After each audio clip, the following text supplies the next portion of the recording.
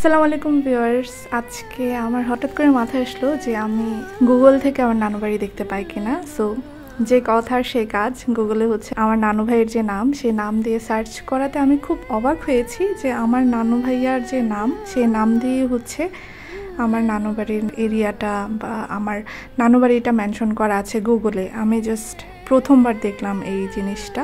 এই হচ্ছে আমার নানু বাড়ির বাজারটা। এই রোডের পাশ দিয়েই হচ্ছে নানু বাড়িতে ঢুকে যেতে হয়। সো আমি চারপাশ দেখানোর চেষ্টা করছিলাম।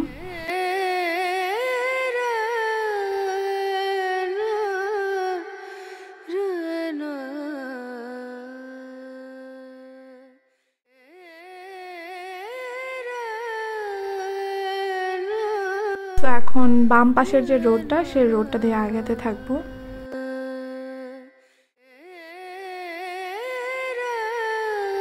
এই রোড দিয়ে আগাতে আগাতে আসলে অনেক স্মৃতি মনে পড়ছিল। অনেক সময় কাটিয়েছি এই রোডে যখন নানু বাড়িতে ঘুরতে যেতাম।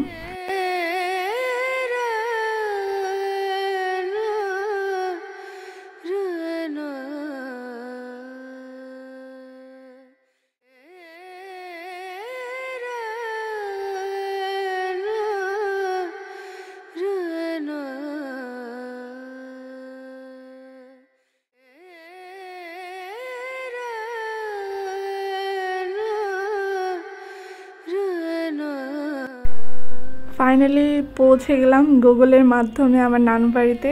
এটা হচ্ছে আমার নানু বাড়ির এরিয়া, আর এইটা হচ্ছে গেট। এই গেট দিয়েই হচ্ছে আমার নানু বাড়িতে ঢুকতে হয়।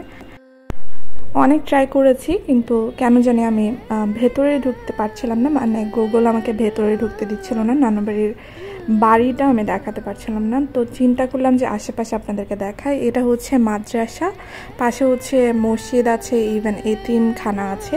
এতিমখানাটা হচ্ছে আমার বড় আম্মু, আমার আম্মুর দাদুমার নামে। সো এটা হচ্ছে, এই পুরোটাই হচ্ছে আমার নানু বাড়ির এরিয়া। আর এই এতিমখানার পাশেই শায়িত আছে আমার নানু মা, নানু ভাই, আমার ছোট নানু, বড় আম্মু, বড় আব্বু সবাই। আর এই অংশ যেটা দেখতে পাচ্ছেন, এটা হচ্ছে আমার নানু ভাইয়ার একটা কাঠের মিল ছিল। একটা সময় এই এরিয়াতে এত পরিমাণে মানুষের সমাগম ছিল, আর এখন বলা যায় একেবারে নিশ্চুপ, নিস্তব্ধ, একদম নির্জন এলাকায় পরিণত হয়েছে।